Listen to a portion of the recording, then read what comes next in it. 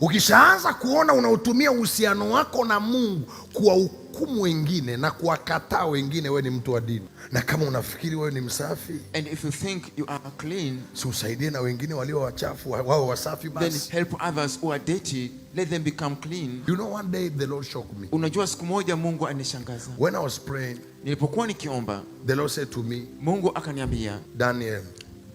And I said, yes sir. Nikasema ndio Bwana. He said to me, akasema, do you know fake ministers? Unajua watumishi wa uongo? And I said, yes. Nikasema ndio. Can you have any picture?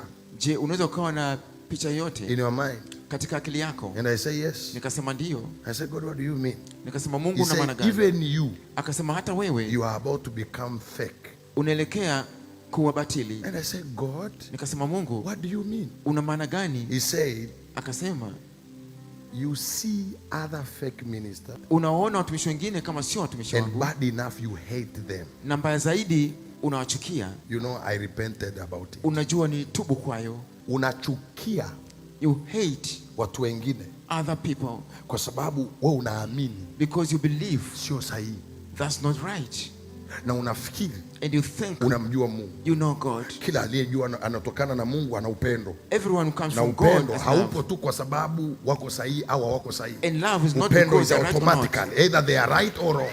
Tumefika mahali ambapo we've come to a point, if you know a man is fake, the first you hate. Kama ukijua mtu ni batili, kwanza tu unamchukia. That hatred you have in your heart, hiyo chuki moyoni mwako, even you, inakuonyesha kwamba hata wewe pia ni batili. Anyone come from God have love. Kwa sababu yeyote anatokana na Mungu ana upendo.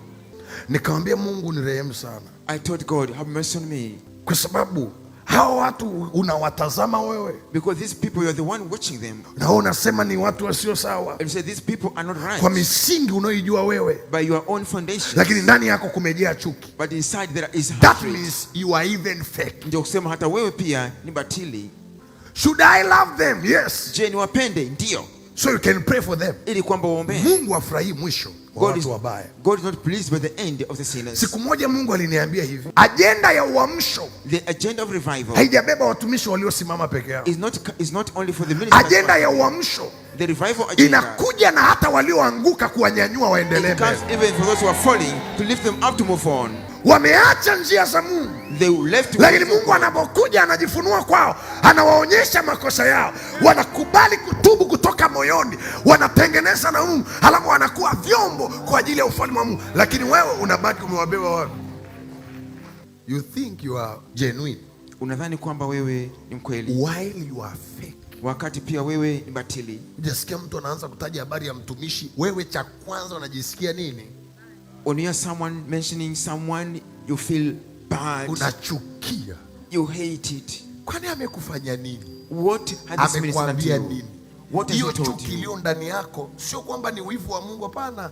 That hatred, na wewe uko upande wa shetani, wewe ni fake. Kama yeye ni fake na wewe ni fake square. That hatred is not from God. If that one is fake, you are fake squared. Kwa nini? Uongozi na pendo la Mungu. Why you are not led by the love of God. Wako wengine ambao shetani alichofanya tu aliwawahi. There are some people, katika njia zao ya kutembea na Mungu, Satan only timed them in their way to move with God.